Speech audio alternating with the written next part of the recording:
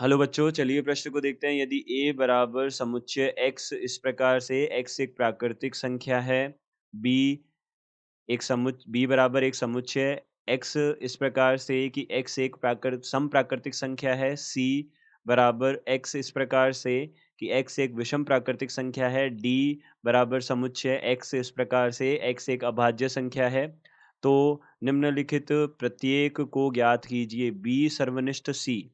तो देखिए हमको क्या करना है, बी सर्वनिष्ठ सी का मान ज्ञात करना है। तो सबसे पहले हमने मुख्य अवधारणा देखी, तो मुख्य अवधारणा के आधार पर हम यहाँ से क्या बोल सकते हैं। देखिए, जब भी हमारे पास ए सर्वनिष्ठ बी हो, इसका तात्पर्य होता है वे अवयव जो ए में भी हो तथा बी में भी हो, दोनों में अगर उपस्थित हो तो वो अवयव ही किस में आते हैं, ए सर्वनिष्ठ बी में आते हैं, यानी कि ए इंटरसेक्शन बी में आते हैं।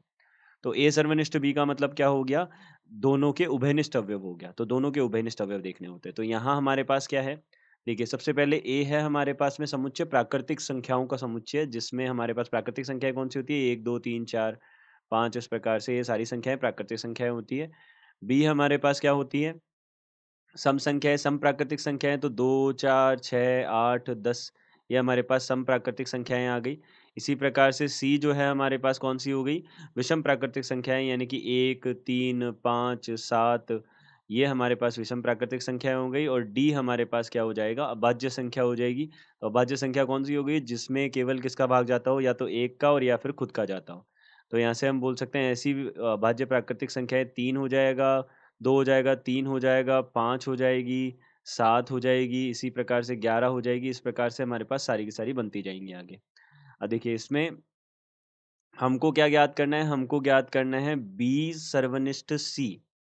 तो बी सर्वनिष्ठ सी का मतलब ऐसी संख्या जो क्या हो, सम संख्या भी हो और विषम संख्या भी हो। तो ऐसी संख्या हमारे पास क्या होगी, देखिए इसमें हमारे पास कोई भी अवयव नहीं होगा, क्योंकि इनमें कोई भी उभयनिष्ठ अवयव होता ही नहीं है। इसको हम क्या बोलते हैं, रिक्त समुच्चय, यानी कि इसको प्रदर्शित किया जाता है फाई से। तो यहाँ से हम बोल सकते हैं, यहाँ पे बन जाएगा रिक्त समुच्चय। तो यह हमारे पास में इस प्रश्न का उत्तर हो जाएगा। तो हम बोल सकते हैं दिए गए प्रश्न का उत्तर यह है। आशा करते हैं आपको समझ आया होगा। धन्यवाद।